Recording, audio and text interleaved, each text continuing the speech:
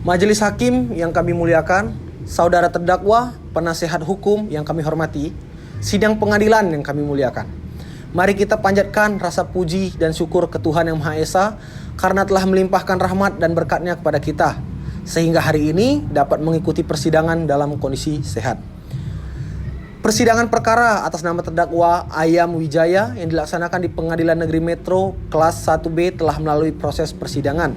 Dalam proses persidangannya ditemui berbagai pendapat yang hendaknya bisa dijadikan tambahan pengetahuan.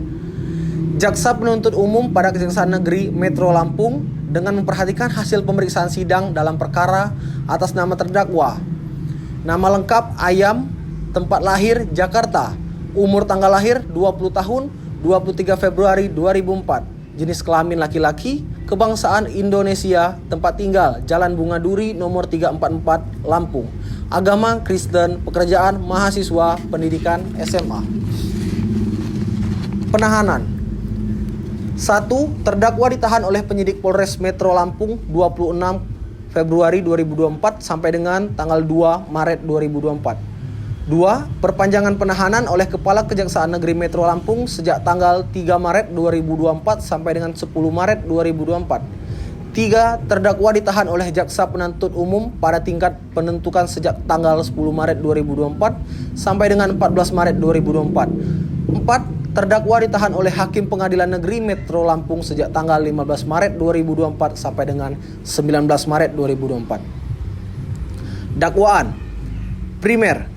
Perbuatan terdakwa sebagaimana diatur dan diancam pidana dalam pasal 340 KUHP. Subsidiar, perbuatan terdakwa sebagaimana diatur dan diancam pidana dalam pasal 338 KUHP. Lebih subsidiar, perbuatan terdakwa sebagaimana diatur dan diancam pidana dalam pasal 353 ayat 3 KUHP.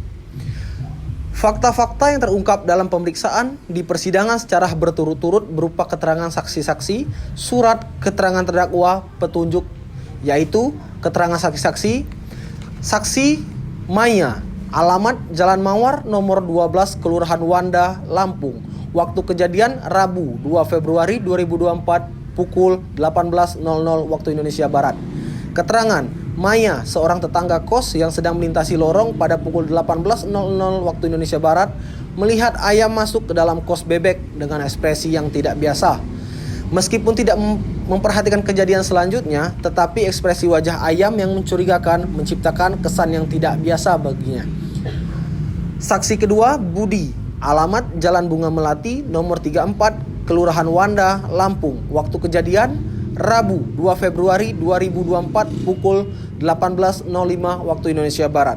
Keterangan Budi, teman kos bebek, mendengar suara ribut dari dalam kamar bebek pada pukul 18.05. Dia segera mendekati pintu, namun terkunci dari dalam. Budi mendengar teriakan bebek meminta tolong, menunjukkan bahwa ada kejadian serius sedang terjadi di dalam kamar kos. Saksi ketiga, Dwi, alamat Jalan Bunga Melati nomor 36 Kelurahan Wanda, Lampung, waktu kejadian Rabu 2 Februari 2024 pukul 16.00 waktu Indonesia Barat.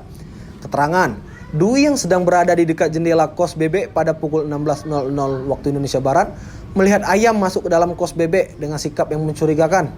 Dwi mencatat wajah Ayam terlihat gugup dan tergesa-gesa, memberikan indikasi bahwa ada sesuatu yang tidak biasa sedang terjadi.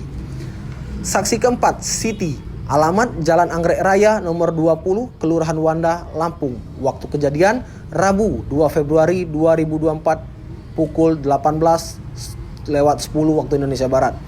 Keterangan Siti, seorang tetangga yang tinggal di lantai bawah, mendengar suara ribut dari atas pada pukul 18.10. Dia mendekati tetangga dan mencoba melihat ke atas, namun tidak dapat melihat dengan jelas apa yang terjadi di dalam kamar.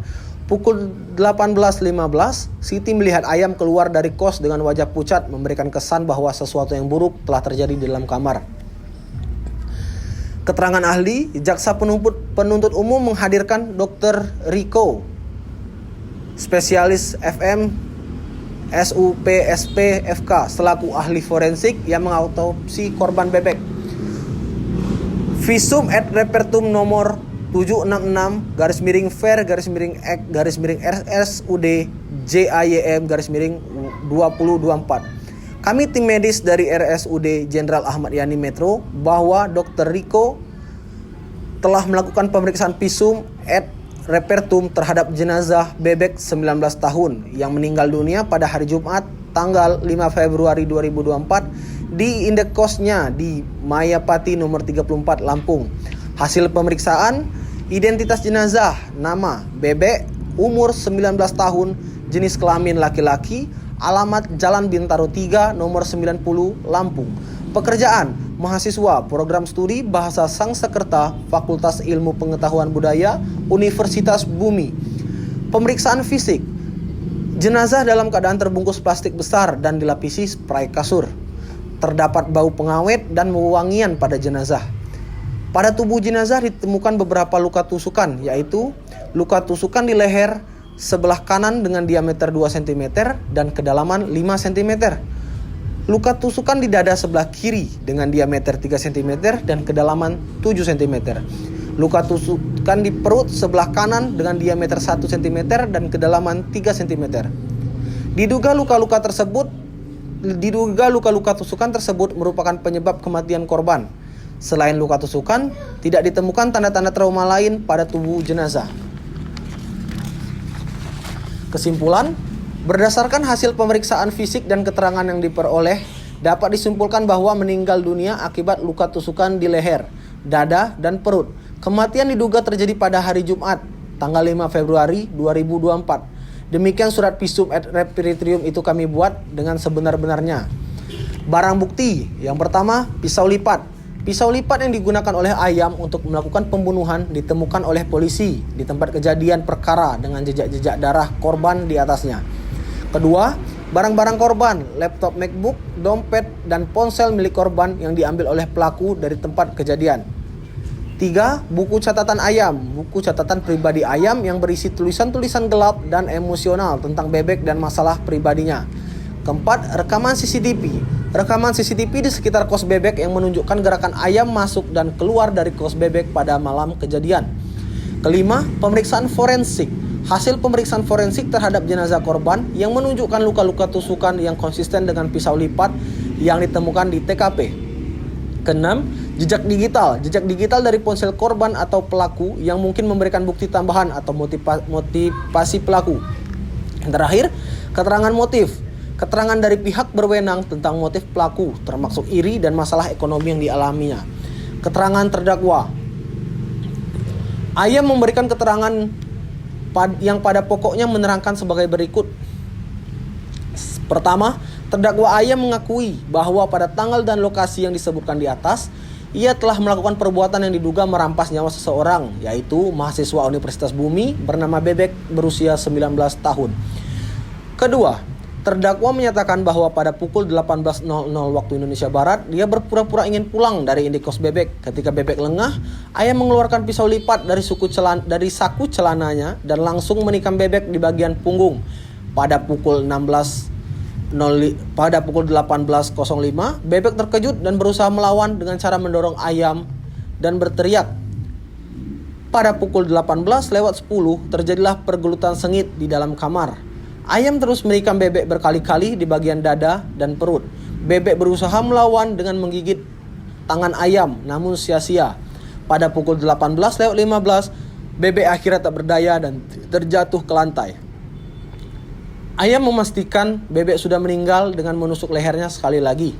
Setelah itu, pada pukul 18:20, Ayam panik dan terburu-buru mengambil laptop MacBook, dompet, dan ponsel Bebek. Dia kemudian membersihkan sidik jarinya di gagang pintu, gagang kulkas, dan benda lain yang mungkin ia sentuh dan keluar dari indekos Bebek. Petunjuk, menurut pasal 188 ayat 1 KUHP adalah perbuatan kejadian atau keadaan yang karena persesuaiannya baik antara yang satu dengan yang lain maupun dengan tindak pidana itu sendiri menandakan bahwa telah terjadi tindak pidana dan siapa pelakunya. Berdasarkan fakta-fakta yang terungkap di persidangan, dapat diperoleh alat bukti petunjuk, yaitu berdasarkan keterangan saksi-saksi dikaitkan dengan keterangan terdakwa serta alat bukti surat yang ada. Maka apabila dihubungkan antara yang satu dengan yang lain saling bersesuaian, satu diperoleh adanya alat bukti tersebut. Analisis fakta. Berdasarkan keterangan dari saksi-saksi dan bukti-bukti yang ada, serta kronologi kejadian yang telah disampaikan, dapat dilakukan analisis fakta kejadian sebagai berikut. Ayam merasa iri dan dendam terhadap Bebek karena kesuksesan Bebek dalam perkuliahan dan kehidupan pribadinya, serta beban finansial yang semakin menumpuk akibat biaya kosan dan pinjaman online.